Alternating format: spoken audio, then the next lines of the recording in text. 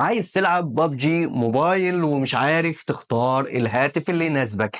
يعني ايه كده؟ يعني كل ما تخش ماتش تلاقي اللاق وتلاقي الفريمات بتاعتك بتتساقط وتلاقي نفسك اخر واحد ميت في السكواد. طبعا كلنا عايزين نلعب زي المحترفين من غير ما نبيع كليتنا. هنا هنساعدك ازاي تشتري الهاتف بتاعك ويكون اداؤه ممتاز جدا ويصبر على اللعب بتاعك زي صبر امك عليك كده. فاكرين زمان لما كنا بنلعب بجودة منخفضة أو إعدادات منخفضة؟ بس ده كان زمان. دلوقتي بقى ممكن تقدر تلعب بجودة عالية وبسلاسة مطلقة جدا على الهاتف من غير إنك ما تحتاج إنك أنت تغير فكرتك عن الهواتف وتروح تلعب على البي سي أو الكمبيوتر بتاعك. طبعا النهاردة هنتكلم عن أفضل 6 هواتف فيها اقتصادية، ولو أنت عندك أي إضافة أو عندك أي هاتف يا ريت تكتب في كومنت، هتفيدني وتفيد غيرك. وما تنساش اللايك، ويلا بينا نبدأ بالهواتف اللي ممكن نتكلم عليها. أول حاجة معانا كده وهاتف هو شاومي بوكو اكس 5 برو.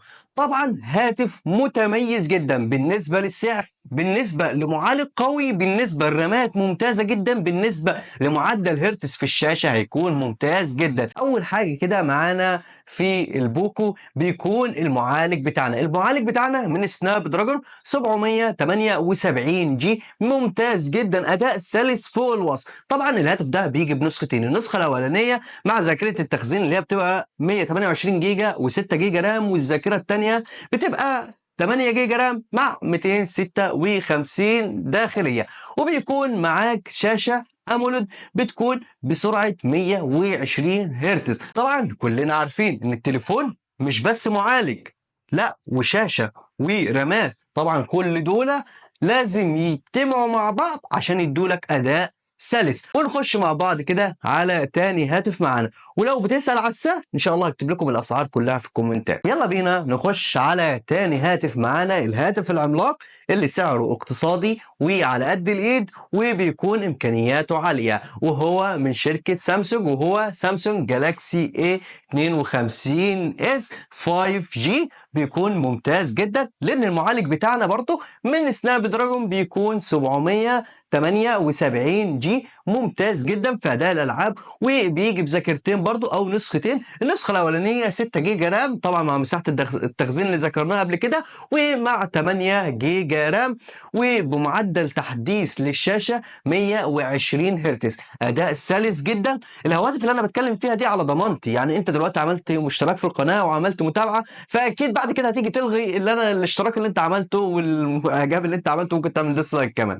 تمام، ما تنساش بقى اللايك. ونخش مع بعض على تالت هاتف معانا، وهو ريلمي نارزو 15 برو. بيكون ممتاز جدا جدا جدا لان المعالج بتاعنا من ميديا تك دايمنستي 920، معالج جبار بالنسبه لل 60 فريم، هيكون ممتاز واعلى من ال 60 فريم كمان. بس خليني عشان ابقى كلام على ضمانتي ان هو 60 فريم مع الشاشه بتاعتنا بمعدل تحديث 90 هرتز. طبعا التحديث بتاعنا الهرتز بيكون من 90 ل 120 عشان تلعب افضل جوده ل 60 فريم.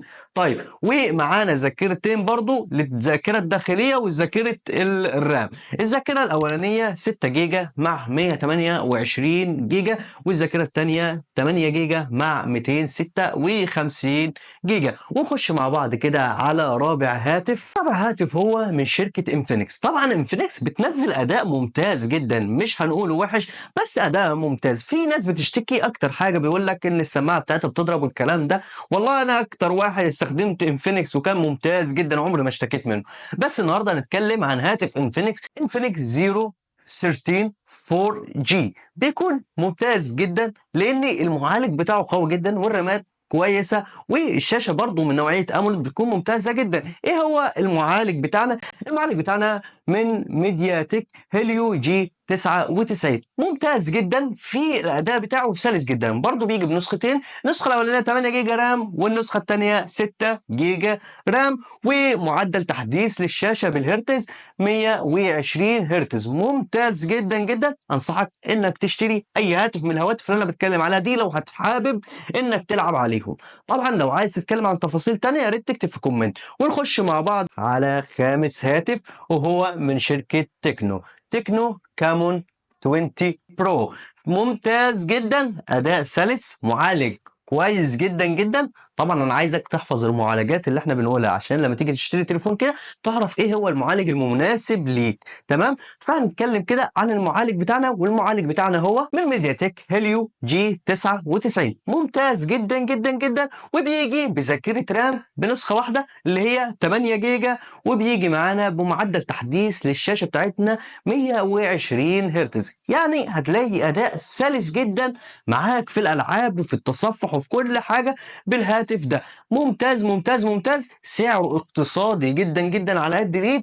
فيا ريت انك انت لو حابب انك تشتري هاتف من دول يكون سعره وامكانياته قليله جدا على قدك، اشتري الهاتف ده عشان تلعب بيه 60 فريم مستريح. ونخش مع بعض كده على ساتة هاتف، وهو من ريدمي نوت 12 برو. بيكون ممتاز جدا جدا وسلس برضو معاك في الالعاب.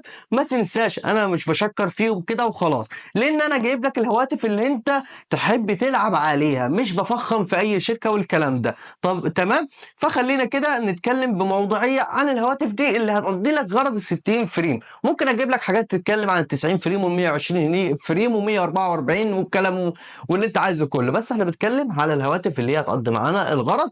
وزي ما اتكلمنا كده هنتكلم عن ريدمي نوت 12 برو. بيكون ممتاز جدا جدا، لان المعالج بتاعنا بيكون من ميديا تك دايمنستي 1080. ممتاز، ومعدل تحديث بالذات الهاتف ده هيكون ممتاز جدا جدا جدا، وهيستحمل معاك سنين يعني. ونخش مع بعض كده على ذاكره الرام. طبعا الهاتف بيجي بنسختين، النسخه الاولانيه 6 جيجا رام مع ذاكره تخزين داخليه 128 جيجا، وبيجي بالنسخه الثانيه اللي هي 8 جيجا رام مع ذاكره داخليه 256، وبيجي بمعدل تحديث للشاشه 120 هرتز. فاريت لو عجبك الفيديو وحبيت انك انت يعني تقول كلمه حلوه يا ريت تكتبها في الكومنت. وزي ما قلت لك في بدايه الفيديو، يا ريت ما تنساش انك انت لو جربت هاتف ممتاز تفيدني بيه وتفيد غيرك، وتكتبه في الكومنت. وما تنسوش كده تصلوا على النبي وتعملوا لايك للفيديو. واشوفكم في فيديو جديد، والسلام عليكم ورحمه الله وبركاته.